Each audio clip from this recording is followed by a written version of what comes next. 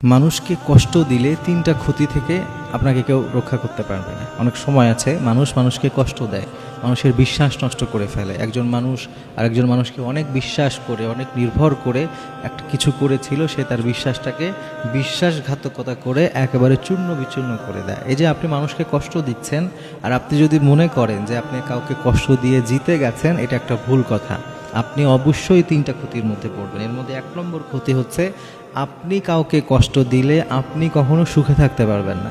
আপনার সুখটাকে আল্লাহ তাআলা কেড়ে নেবে। মনে রাখবেন যে কাউকে কষ্ট দিয়ে কখনো আর যাই হোক সুখে থাকা যায় না। সুখটা এমন একটা জিনিস, এটা কিন্তু কিনতে পাবেন না। এটা আল্লাহর পক্ষ থেকে আসে। এটা একটা সুকুন, এটা একটা সাকিনা।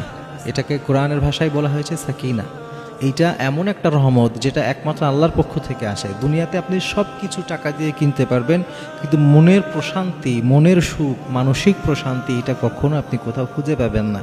এটা আল্লাহ তাআলা রাখেনই না, এটা আল্লাহ তার নিজের কাছে রেখেছেন এবং প্রয়োজন মতো আমাদেরকে দান করবেন আমাদের কর্মফল অনুযায়ী। তো আপনি যদি কাউকে কষ্ট দেন, কাউকে ধোঁকা দেন, কারো হক নষ্ট করেন, আর এরপরে আপনি যদি মনে করেন যে আপনি সুখে থাকবেন কারো হক নষ্ট করে কাউকে কষ্ট দিয়ে, এটা আসলে দুনিয়াতেও পসিবল না, আখিরাতেও না।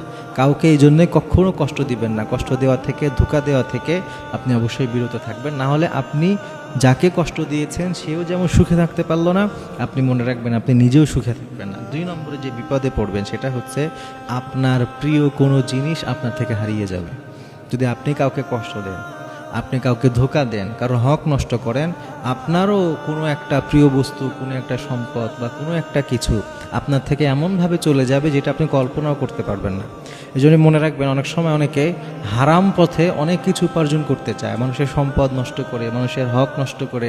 সে মনে করে আমি অনেক কিছু নিয়ে ফেলেছি। তো আপনি যদি হারামভাবে একদিক থেকে নিয়ে আসেন, আপনার অন্য দিক থেকে তার থেকে কয়েক গুণ বেশি চলে যাবে, আপনি এটা টেরও পাবেন না। এবং দিন শেষে আপনি দেখবেন যে আপনার পাওয়ার যেই ঝুলি, এটা একেবারে শূন্য, কিছু নেই, একেবারে ফাঁকা। শুধু কষ্ট আছে, দুঃখ আছে, যন্ত্রণা আছে, মানসিক চাপ আছে, এছাড়া আর কিছু নাই। এই জন্য কাউকে কষ্ট দেওয়ার আগে, কাউকে ধোঁকা দেওয়ার আগে, কারোর সাথে বিশ্বাসঘাতকতা করার আগে এই ব্যাপারগুলো খেয়াল রাখবেন। আর 3 নম্বর হচ্ছে একদম ইম্পর্টেন্ট, যেটা আপনি যদি কাউকে কষ্ট দেন, কাউকে ধোঁকা দেন, তাহলে আপনি বোনাসভাবে আপনি একটা জিনিস পাবেন, সেটা হচ্ছে ঘৃণা পাবেন। মানুষ আপনাকে ঘৃণা করবে, মানুষ আপনাকে ভালোবাসবে না, আপনাকে সম্মান করবে না। আপনি যদি কাউকে সম্মান না করেন, আপনি সম্মান পাবেন না।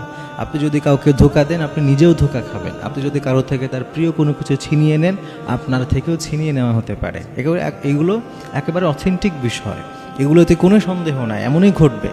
এজন্য মনে রাখবেন যে আপনি যখন কাউকে কষ্ট দিবেন, কারোর বিশ্বাস নষ্ট করবেন, মানুষ আপনাকে আর সম্মান করা বন্ধ করে দিবে। আপনার প্রতি মানুষের ঘৃণা জন্ম নেবে, মানুষ আপনাকে ঘৃণার চোখে দেখবে।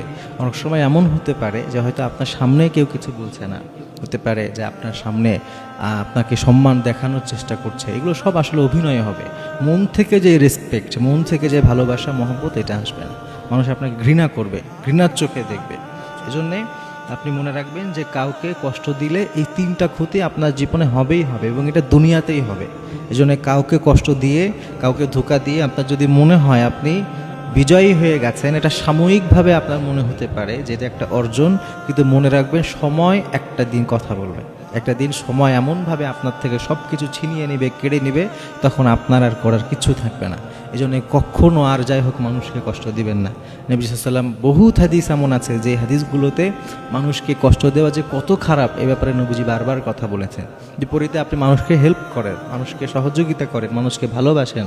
নবী সাল্লাল্লাহু আলাইহি ওয়াসাল্লাম হাদিসের মধ্যে বলেছেন যে লা তাদখুলুল জান্নাতা হাত্তা তুমিনু ওয়া লা তুমিনু হাত্তা তাহাব্বু। কি চমৎকার হাদিস! নবীজি বলছেন, কেউ ততক্ষণ জান্নাতে যেতে পারবে না যতক্ষণ না সে মুমিন হয়, আর ততক্ষণ সে মুমিন হতে পারবে না যতক্ষণ একজন অপরজনকে ভালোবাসে। সুবহানাল্লাহ! এই জন্য একজন অপরজনকে ভালোবাসা, সম্মান করা, হক আদায় করা, এটা একজন মুমিনের কাজ। আর এর বাইরে চলে যাবেন, দুনিয়াও হারাবেন, স্পষ্ট মনে রাখবেন আখিরাতটাও আপনি হারাবেন।